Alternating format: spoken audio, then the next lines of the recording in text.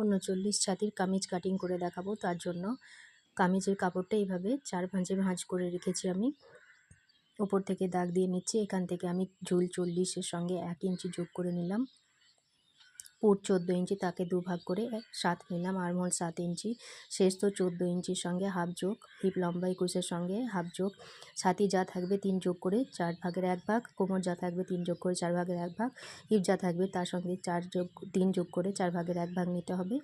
এখানে ভিতর দিকে 1.25 ইঞ্চি নিয়ে এভাবে দাগ দিয়ে নিলাম। সামনের পাটের 1 ইঞ্চি, পিছন পাটের 1.5 ইঞ্চি এভাবে শেপ দিয়ে নিলাম। এখানে পুট গলা দড়ি দেওয়া হবে, তাই জন্য 2.5 ইঞ্চি নিলাম। কাঁধে হাফ ইঞ্চি শেপ দিয়ে নিলাম।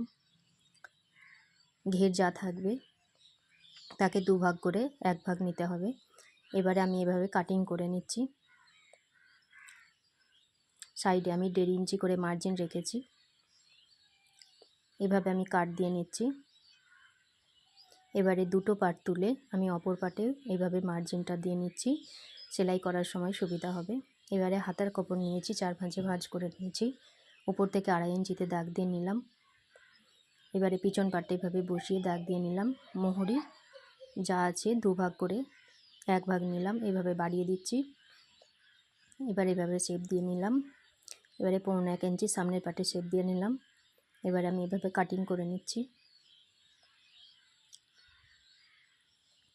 এবার একটা কাট দিয়ে নিয়ে মিডিল বরাবর এবারে সামনের পাটে শেপ দিয়ে নিলাম।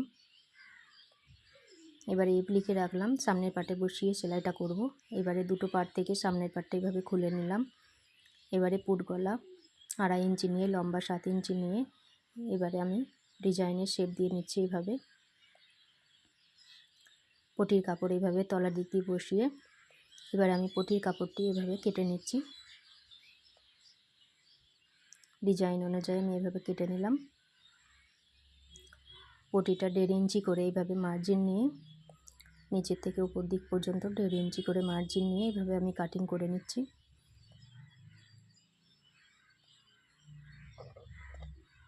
আর্মহোলের শেপ দিয়ে নিচ্ছি।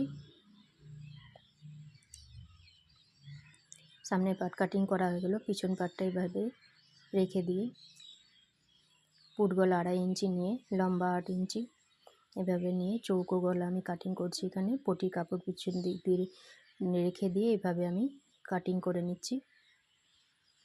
1.5 ইঞ্চি করে মার্জিন রেখে পটিটা এভাবে আমি কাটিং করে নিচ্ছি। এবারে কাটিং কমপ্লিট। কাটিং কেমন লাগলো কমেন্টে অবশ্যই জানিও। আসসালামু আলাইকুম, নমস্কার।